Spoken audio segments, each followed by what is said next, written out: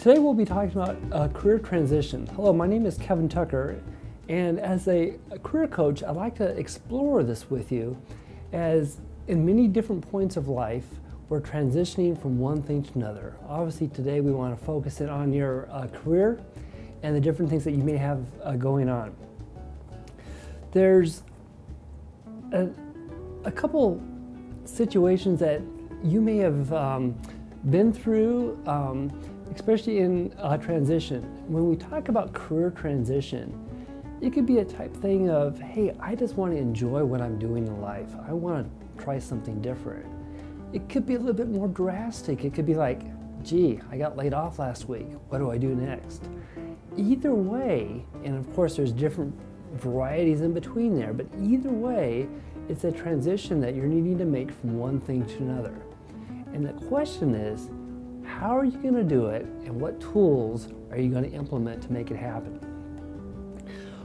A couple things here that I want to be able to hit with you. Number one is, are you in control of that search? And then two, what are you going to do with it? Let's take the first one.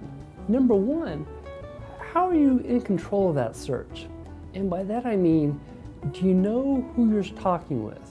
Do you know who where your resume's at?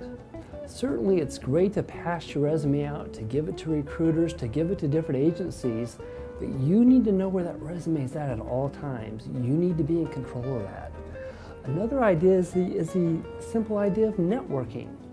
And I'm going to ask you, how much networking are you doing?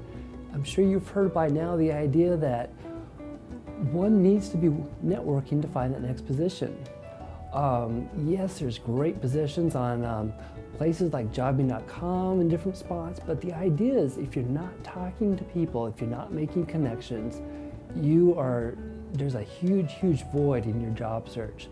So different associations, different networking groups, different parties, if you will, any situation that you can find to be around other people is a fantastic tool for that search. And the last point under being in control of your job search is the idea of how much time are you putting into it.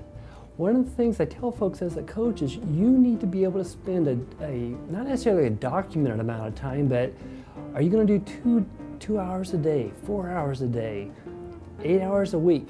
How much time are you going to dedicate to this search? If you're putting 10 hours a week in your job search, don't expect the same thing as if you're putting 40 hours a week in your job search.